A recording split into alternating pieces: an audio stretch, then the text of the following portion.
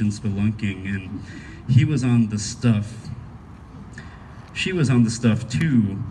It upped her performance on these jobs just as much as his, but she was on a little less than Sal because she had to drive after all, and whenever he drove, he always got so blasted. Helps me get there, he would say, moving his hands forward from his face, gesticulating as he always did.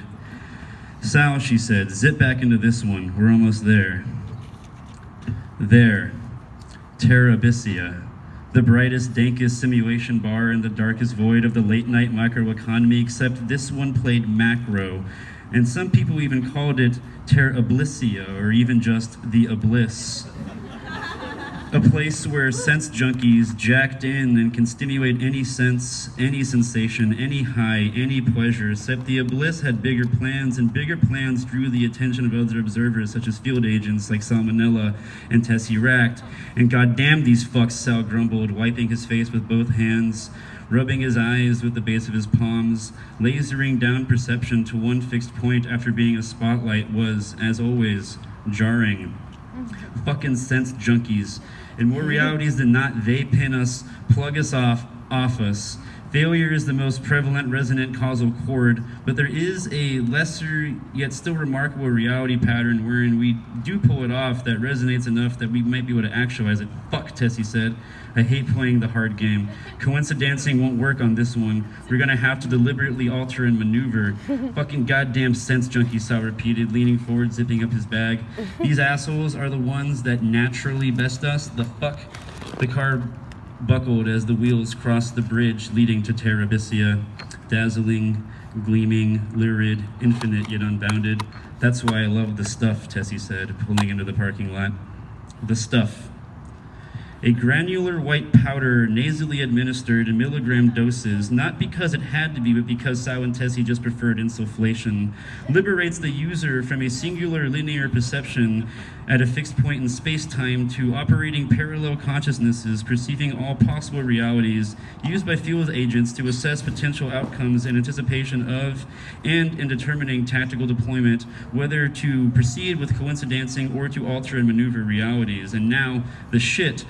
What Sal and Tess are trying to get is a mind virus based off of the effects of the stuff.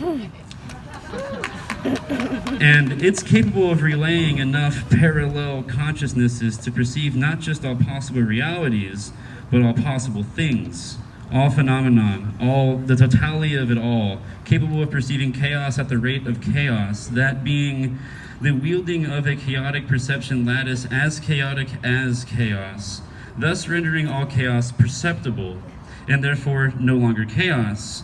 Because chaos inherently begets order, because if all things are and everything has happened, then order can't not happen to have happened. And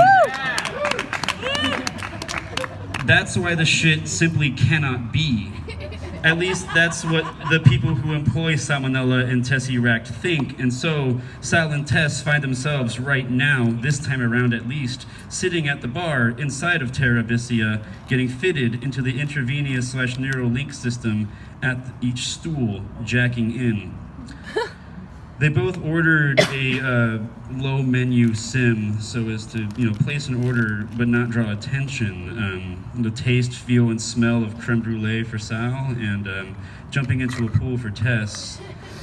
And as their nervous systems were pumped full of the stimuli, they kept their eyes peeled, scanning, seeking for Mr. Ravioli. That's who they were looking for, their plant. He'd been undercover at the Terra Abyssia for 5 months now. He's the agent who actually uncovered the shit, and the Abyss's plan to surreptitiously administer it to a packed bar this Saturday on 420, because apparently the cabal behind Terra Abyssia had a sense of humor. And Tessa's eyes crawled over the bodies in the bar, looking for Mr. Ravioli, a heavy-modded Guatemalan dude, supposedly wearing a t-shirt that says, "Life's a beach." That was their call sign. And in the process, she couldn't help but absorb the appearances and demeanors of these sense junkies, appallingly frail, with eyes glossed over, not blind, but rather unconcerned with anything in this reality other than getting and being jacked in, where they could perceive multitudes, anything, many of them showing clear signs of ennui, overexposure, staggering meaninglessness from the infinite potentiality of all perception and sensory input. And it really showed in that hazed over sight blindness, not unlike when they were on the stuff, but so very different. And Tess ordered another shot, something a little stronger this time, but still mild. She needed to remain present for the mission, the feel, sound, and scent of a motorcycle ride. And as she closed her eyes for a moment and admittedly enjoyed it, she noticed Sal trying as hard as he could to not show it, but he was definitely jacked up on a high-level sim. There, he said, shakingly gesturing with his left finger to a man who had just walked in the bar. There, he said, clenching his teeth through the high, trying to only cast a tip rather than the iceberg he was riding. There's our guy, Mr. Ravioli. And so they unjacked and went to one of the private party cabana booths in the back of the bar, usually used by sense junkie lovers who are too atrophied to physically fuck, so they would jack in together and run sex sims. And as they passed by Sal, as they passed by Mr. Ravioli, Sal pinged him with their signal to meet in the private cabana. And as they entered, waiting on Mr. Ravioli, Tess grabbed Sal's arm and whispered, "No, not here." In more realities than not, the natural course ends in failure. We've got to alter the situation and maneuver atypically. She pulled the curtains closed on the cabana booth and took a bump of the stuff. Now look at me. She pulled his face to her, his eyes still glazed, no matter how badly he didn't want them to be from his last sim. I'm going to open the curtain and walk out. Grab Rav and meet me at the car. But the shit is in there, Tess, said Sal. What the fuck are we going to, and what have we got to do? We have to do what we wouldn't, Tess said. Shake your fucking haze and remember that we aren't coincidencing right now. If we do it in here, we die. Outside seems illogical, but what logical yields failure, according to the stuff. And she pulled open the curtain and left. But it didn't matter. It went down. They lost. They'd been blown. All at once, simultaneously, everyone in Terabithia was administered the shit. And Tessie turned, and as she turned, she saw every possible iteration of herself move in all possible ways, and in more of them than not, she saw Sal take a bump of the stuff and lunge for a jack to get a hit of the shit.